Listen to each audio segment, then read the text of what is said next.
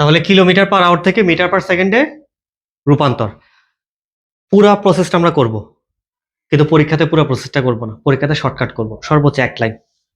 তাহলে 1 kilometre per hour, 1 kilometre per hour, 1 kilometre, এ হচ্ছে তোমার 1 kilometre per hour. Per hour মানে কি, উপরে না নিচে? বি সমান কি এস বাই টি না? তাহলে এস তো কিলোমিটারে, আর সময়টা কি ঘন্টাতে, নিচে। তাহলে কত ঘন্টা পার আওয়ার মানে কত? 1 ঘন্টা না?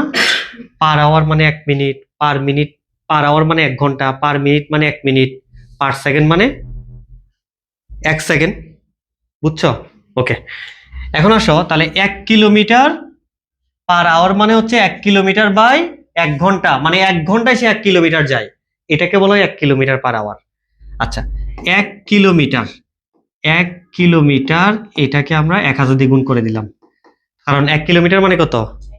1000 মিটার। আর 1 ঘন্টা মানে 3600 সেকেন্ড। 1 ঘন্টা মানে 3600 সেকেন্ড, 3600 সেকেন্ড। এই বুঝছো?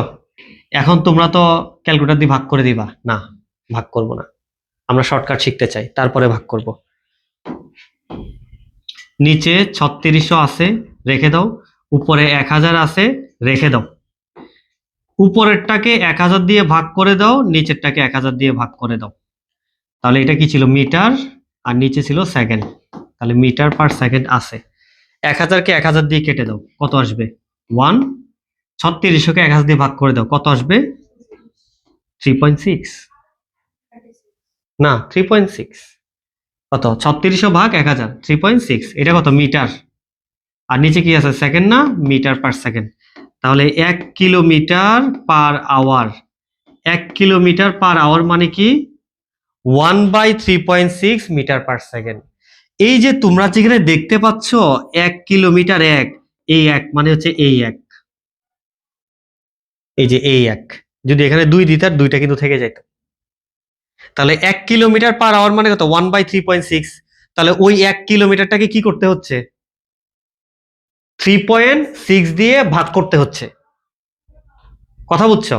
তাহলে এই যে 1 কিলোমিটার, 1 কিলোমিটারকে আমি যখন 3.6 দিয়ে ভাগ করে দিব, তখন এটা হয়ে যাবে মিটার পার সেকেন্ড। আর যদি ধাপে ধাপে করতে চাও, তাহলে কি করবা? যে মানটা দেওয়া থাকবে ওই মানটাকে 1000 দিয়ে গুণ আর 3600 দিয়ে ভাগ, যদি ধাপে ধাপে করতে চাও। আর ধাপে ধাপে যদি করতে না চাও, কিলোমিটার পার আওয়ার থেকে মিটার পার সেকেন্ডে নিতে হইলে 3.6 দিয়ে ভাগ করে দিবা। কারণ অঙ্ক করতে থাকলে শেষ পর্যন্ত আমাদের আসছে 3.6 দিয়ে ভাগ, তাহলে 3.6 দিয়ে ভাগ করতে হবে। একটু পরে তুলো, একটু পরে তুলো। শোনো, মনে করো আমি তোমাকে একটা ব্যাগ দিলাম 72 কিলোমিটার পার আওয়ার, কথা বুঝাও। তোমাকে একটা ব্যাগ দিলাম 72 কিলোমিটার পার আওয়ার। এবার এই ব্যাগটা তুমি পরীক্ষার হলে ব্যবহার করতে পারবা না, কারণ তার একক হচ্ছে মিটার পার সেকেন্ড, তোমাকে মিটার পার সেকেন্ড এককে নিতে হবে। আমি দুইটা ধাপ দেখাচ্ছি, একটা হচ্ছে শর্টকাট।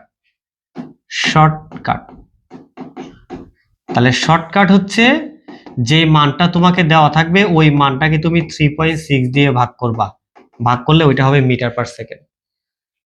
কত আসবে? 20 আসবে, 20 মিটার পার সেকেন্ড।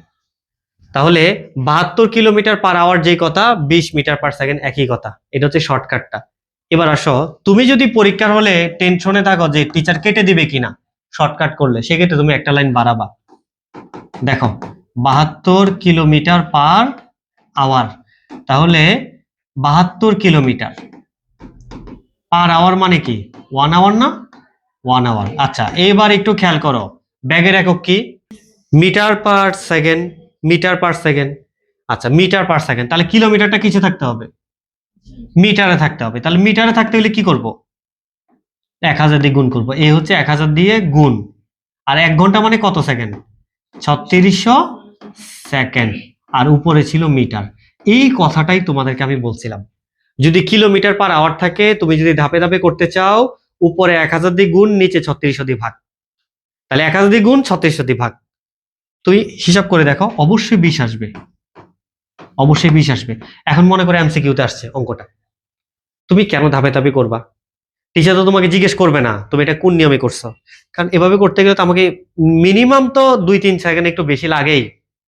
এই জন্য যখন এমসিকিউতে আসবে ক্যালকুলেটর হাতে আছে, মানটাকে 3.6 দিয়ে ভাগ করে ফেলবো, এই হচ্ছে মিটার পার সেকেন্ডে। আর তোমরা যদি মানে কনফিউজ থাকো যে টিচার হয়তো কাটতে পারে শর্টকাট করলে, যেহেতু বইয়ে না এটা, তাহলে কি করবা, 1000 দিয়ে গুণ 3600 দিয়ে ভাগ, কেউ কাটবে না এটা করলে, বুঝছো? তাহলে কিলোমিটার পার আওয়ার থেকে মিটার পার সেকেন্ডে আসার কয়টা পদ্ধতি? প্রথম পদ্ধতি 3.6 দিয়ে ভাগ, দ্বিতীয় পদ্ধতি 1000 দিয়ে গুণ, শুরু করো।